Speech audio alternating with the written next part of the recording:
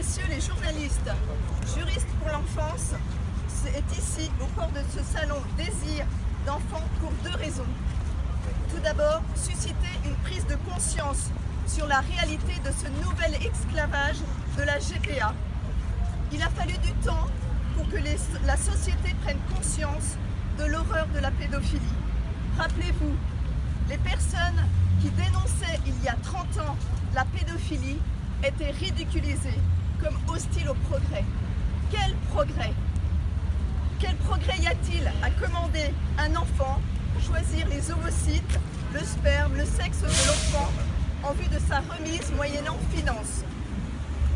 Comme Gabriel Maznev et ses semblables sont aujourd'hui montrés du doigt, les organisateurs de ce salon et autres praticiens de la GPA seront eux aussi un jour devant la justice. Mais que de souffrance, de regrets pourraient être évités si la condamnation officielle de la GPA était suivie des faits. En juillet dernier, le Premier ministre et le garde des Sceaux affirmaient dans l'hémicycle de l'Assemblée nationale que la GPA était la ligne rouge du gouvernement.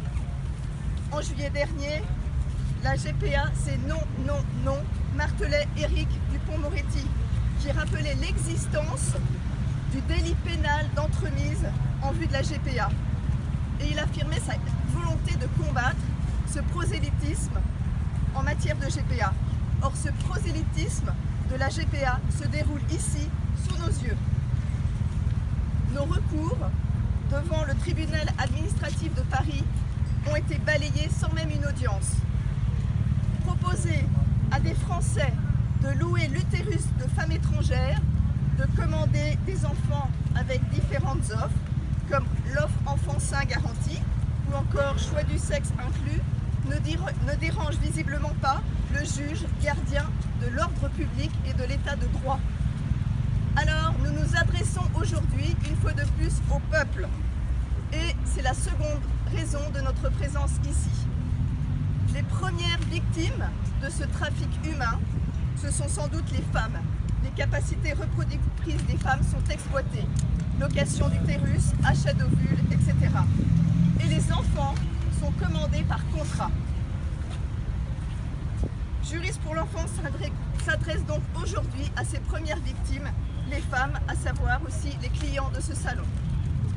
Des membres de Juristes pour l'enfance vont en ce moment même à la rencontre avec des tracts pour les alerter sur ce business de la reproduction qui exploite leurs désirs et leurs souffrances. Et voici ce que nous avons à dire à ces personnes. Les scientifiques se vantent les solutions technologiques qu'ils veulent vous voir acheter. Mais est-ce réellement un progrès? Un progrès que de soumettre la conception d'un enfant à des technologies toujours plus sophistiquées, toujours plus onéreuses? Savez-vous que les techniques de fécondation in vitro exposent les enfants à des risques médicaux aggravés en raison de stress cellulaire engendré par la manipulation des gamètes, des embryons et des différentes thermiques subies? PMA avec donneur, GPA sont proposés à grand renfort de promotion dans ce salon. Pourtant, la conception d'un enfant qui efface délibérément l'origine paternelle ou maternelle de sa filiation est-elle juste pour cet enfant? Utiliser vos propres gamètes pour avoir un lien biologique avec votre enfant est important pour vous et pour lui.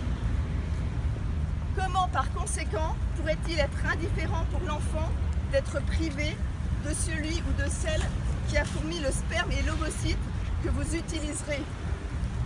Éluder cette question aujourd'hui implique d'affronter demain des questionnements douloureux chez l'enfant, qui ne seront pas écartés simplement par la seule transparence sur le processus de sa conception.